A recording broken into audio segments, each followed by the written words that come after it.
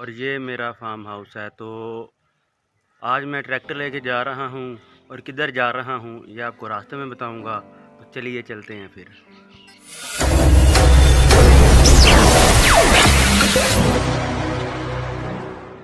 अस्सलामुअलैकुम गाइज़, आज मैं आपको बताने वाला हूँ कि पॉपकॉर्न कैसे बनते हैं और किस से बनते हैं और किस तरह बनते हैं। तो ये जानने के लिए वीडियो एंड तक देखिएगा। अब मैं जा रहा हूँ अपने खेतों में, उधर आपको वो चीज़ दिखाऊंगा जिससे पॉपकॉर्न बनते हैं और इस तरह की और भी मज़ेदार और इंटरेस्टिंग इन्फॉर्मेशन आप तक पहुंचाऊंगा। तो वीडियो एंड तक देखिएगा, पेज को सब्सक्राइब और बेल आइकन को लाजमी प्रेस कीजिएगा। तो आइए अब आपको बताता हूं।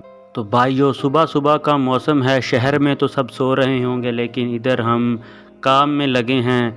सुबह सुबह जल्दी उठ के जाना पड़ता है ट्रॉली और ट्रैक्टर लेके, ताकि लोग जो हैं वो जो छल्लियाँ होती हैं, जो मकई होती है, वो ना चुरा के ले जाएं। पाकिस्तानी आवाम है तो एतबार भी नहीं इनका, तो इसीलिए जल्दी उठ के जा रहा हूँ ताकि जाके देख सकूँ कि कहाँ तक काम पहुँचा है।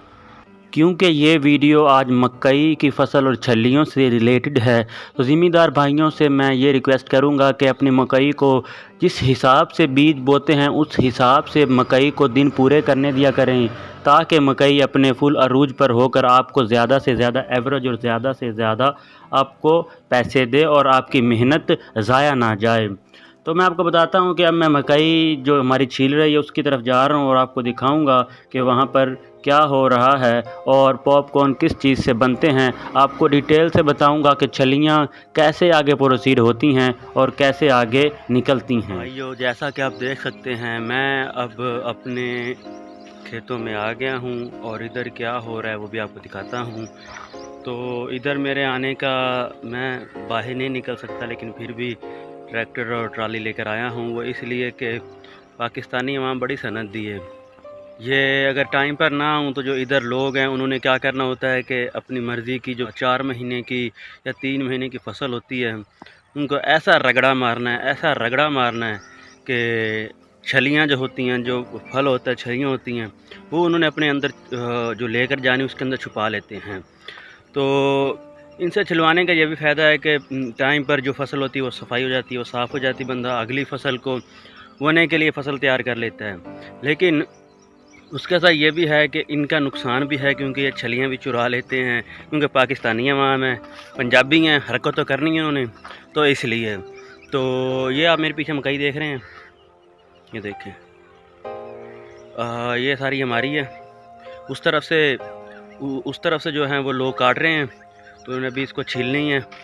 मतलब छली के ऊपर जो पर्दा होता है, आइए मैं आपको दिखाता हूँ। जो पर्दा होता है वो उतारते हैं, छलियाँ जो होते हैं वो हम उनको बोरियाँ देते हैं, बोरियों में छलियाँ जो होती हैं वो ट्राली में फेंक देते हैं, और जो मकई होती है वो अपने घर जानवरों के लिए ले जाती हैं।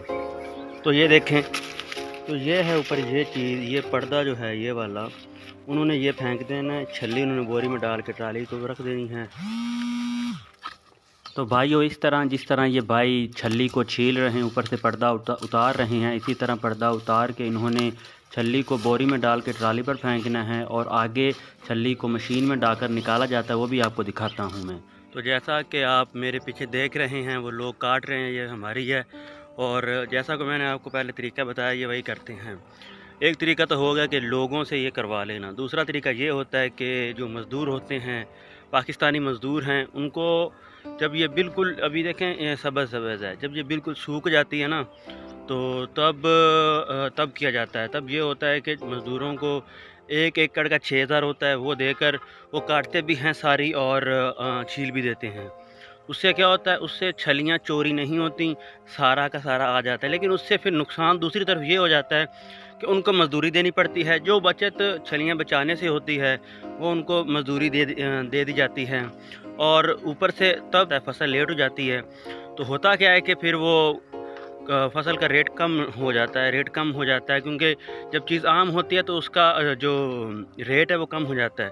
तो इस तरह रेट कम हो जाता है तो फिर वो फ़ायदा नहीं होता। तो कोशिश होती है कि जल्द अज़ जल्द फसल को उठाया जाए और मंडी में पहुंचाए, ताकि रेट ज़्यादा लग सके। तो आप देख सकते हैं, साथ मकई और साथ में ये रुई की फसल है, कपास है, आपके सामने है। जो आप लोग ये घर बैठे पॉपकॉर्न खाते हैं, ये सारी हमारी बदौलत है। ये हम करते हैं तो आप खाते हैं। इधर दिन रात हम करते हैं तो ये फसल तैयार होती है। इसको तैयार होने में 3-4 महीने लग जाते हैं। तो ये जो इधर से हम छलियाँ और पॉपकॉर्न भेजते हैं, ये आगे तैयार होते हैं। आगे इनको प्रोसीजर से आगे निकाला जाता है तो पॉपकॉर्न तैयार होते हैं। तो ये सारी हमारी बदौलत है। आप तो बस मज़े से खाते हैं, तो हमें दुआएं दें। तो भाइयों, ये है वो मशीन और इसको शैलर कहते हैं। इसके ऊपर जो है वो छल्ली डाली जाती है और आगे से ये दाने निकल आते हैं। इन दानों को आगे भूना जाता है और भून के फिर आगे पॉपकॉर्न तैयार होता है। इस तरह ये मशीन के ऊपर छलियाँ डालते हैं और आगे से जो है दाने निकल आते हैं और इन दानों को आगे भुना जाता है और अपने अपने हिसाब से पॉपकॉर्न में चेंज किया जाता है। आज की ये वीडियो थी और अब चलते हैं जो हमारा हर वीडियो के एंड पे दौड़ा होता है, तो चलिए आपको वो सुनाते हैं। कि बन छोड़े साग मेरा गाले तेरा गावन गावना छोड़ दिता है ते मता तेरी इज्जत ते फर्क आवे तेरा नाम ही चामना छोड़ दिता है। ते बसीर साहब कोई तू ते मैं लगदे आसे तुसा याद दिलावना छोड़ दिता है। ओ मेरी वजह तू दर्द ना राज कसीवी तेरी शाही चावना छोड़ दिता है।